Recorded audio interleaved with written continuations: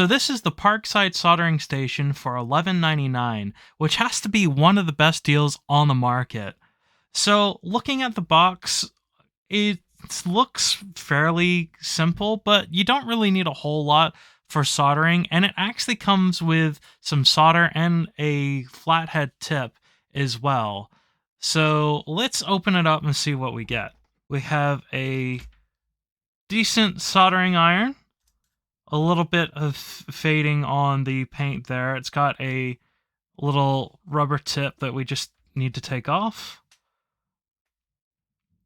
And that it's pretty comfortable in the hand. It's rubberized. It's got rubberized sides and plastic base, and that's rubber as well. And then the little holder has a plastic end, and then the end acts as a heat sink. So we just set it in here. A little bit difficult to get in, but not too bad.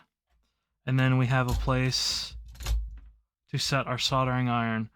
Nice thick cable on the soldering iron. It's actually really surprising how good quality this is. I was debating on getting the cordless one, but there's two things that I think you should buy corded versions of. The first one is a soldering iron, and the second thing is a heat gun. And that's just because they use so much electricity that you may as well plug it into a wall.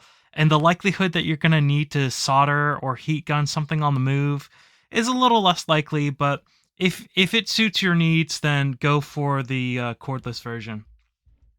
The cordless version is more expensive, though. The cordless version, I believe, is, I think it's like 15 pounds-ish. So in here, we have the world's smelliest sponge. It smells bad. This needs to be drenched in some water before use. We're not going to do that because we're not going to use that right now. And then we have 2 spools of solder. So one is a 1.5 millimeters.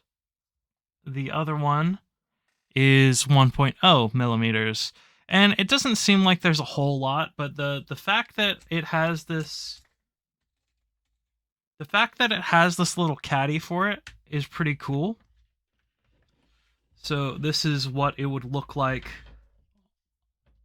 sitting on your workbench. The cable on the other end is a little bit cheaper, really not like super cheap. I've seen worse cables.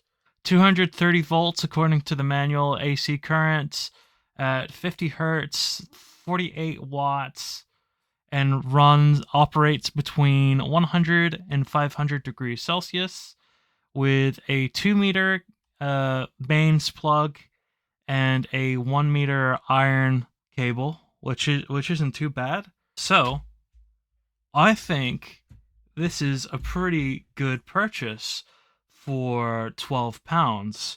The one at Aldi, I believe, was $14.99, or it might have been nearer to 20. And the only major difference between that one and this one is that it had little helping hands on it, so for you to grab the for you to hold whatever you're working on. But I'd rather have something separate from my unit to do it.